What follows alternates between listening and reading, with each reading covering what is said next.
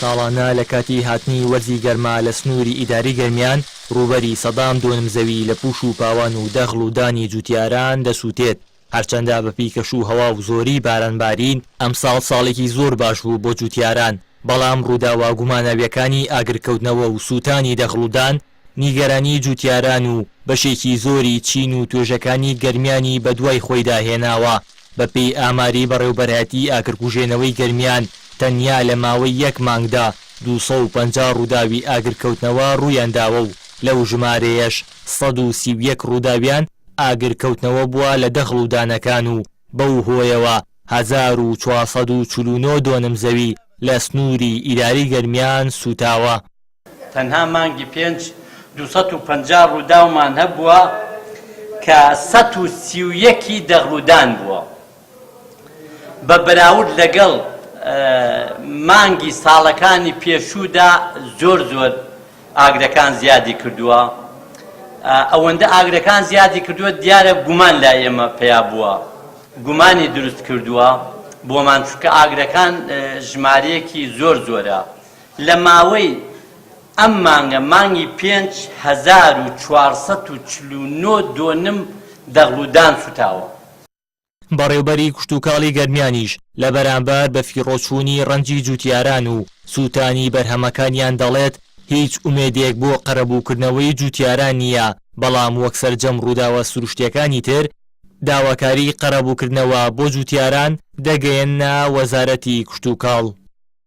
ئێمە وەکو هەر زەرزیانەکانی تری وشکە ساڵی چیلافا و هەموو داتاکان کۆکەینەوە بەنووسرا و بۆلایانی پەیوەندیدار بەرزیەکەینەوە، بەڵام وەکو ئەوەی کە پێشتریش بۆ حاڵەتی لافا و کردومانە بۆ وشکە ساڵیش کورمانە، بەڵام بەداخەوە تا ئێستا وەڵام نەهاتۆتەوە بۆ ئەو زەرزیانانە لە داهاتوێکی نزیکە هەر هەمان شێوە بۆ ئەو جوتیارانەشەکەین کە تووشی زەرزیانی ئاگرکەوتنەوە کەوتونەتەوە. بەس من لێرەوە ئەمە بە حکومەتی هەرێم بڵێم بە تایبەتی بۆ کەرتی کشتوکاڵ و جوتیارانی ئێمە وەکو هەرێمی کورسان ئاوردانەوەیەکی باشی ئەوێ بە تایبەتی لەو بودجەیەک تەرخان بکرێ ساڵانە بۆ ئەو زەرزیانانەی کە جوتیارانمان تووشی ئەبن.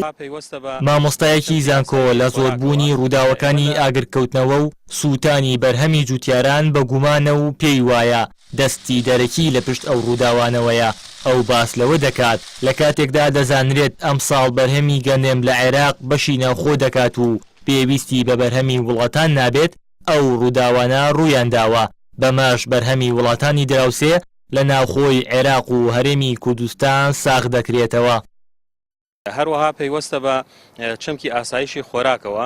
ئێمە لە ساڵە بە تایبەتی لە ئەم ساڵە کە ساڵێکی بارانەوەیە بینیمان و پێشبینیمانە کرد کە عێراق بگەێتە ئاستی خۆبەزبوونیان ئەکتیفاداتی بە تایبەتی لە بەرهەمی دانەوێڵە، بەڵام لەبەرەوەی عێراق بازارێکی زۆر گەورەیە بۆ وڵاتانی ئەقلیمی بە تایبەتی بۆ ئێران و تورکیا، بۆیە ئەو وڵاتانە ناهێڵن عێراق بگەێتە ئەو ئاستە، بۆیە ئیش لەسەر ئەوواکەن کە بازارەکانیان بە بەردەوام لە ناو عێراقا جوڵەی پێ بکەن، بۆیە دەستیان بر بۆ حاڵەتێکی تر ئەویش حاڵەتی سوستاندنی بەرهەمی دانەوێڵەیە. بۆیە ئەمە گەورەترین بەڵگەیە لەسەر ئەوەی کە عێراق خاوەن سەروەری خۆی نییە.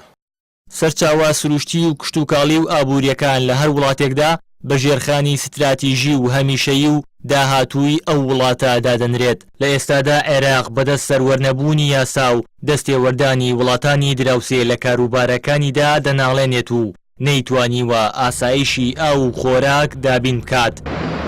هەرچی هەرێمی کوردستانیشە هەتا ئێستا نەتوانراوە وەکو پێویست ئاوەڕ لە کەرتی کشتوکاڵی بدرێتەوە و بە 29 ساڵی حکومڕانی کوردی ئاسایشی خۆراک و ئاو بۆ هەرێمێکی چوارپارێزگایی دابین بکرێت.